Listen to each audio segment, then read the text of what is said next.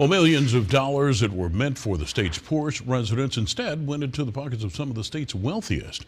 One of the people accused of embezzling those welfare dollars is Ted DiBiase Jr. The former pro wrestler is being charged with money laundering, theft, wire fraud, and conspiracy. Today marks day 4 of his federal trial. 3 News Side's Quentin Smith inside the courtroom and joins us now. Quentin, prosecutors brought one of their star witnesses to the stand today. What did we learn? That's right, Howard. Today, John Davis took the stand. He's the former executive director of the Mississippi Department of Human Services. In fact, Davis is the highest-ranking individual indicted in this scandal. Davis spent the entire day on the witness stand. Get this, he was examined by the prosecution for more than 7 hours today. Davis testified that he had a close relationship with both Ted and Brett DiBiase.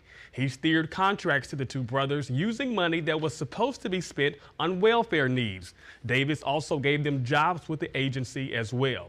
So far, Davis and Brett DiBiase have pleaded guilty in this scandal, both admitting to their wrongdoing. However, Ted is continuing to fight the allegations. His defense attorneys maintain Davis is the villain in all of this, and it's Davis who manipulated the system and not their client.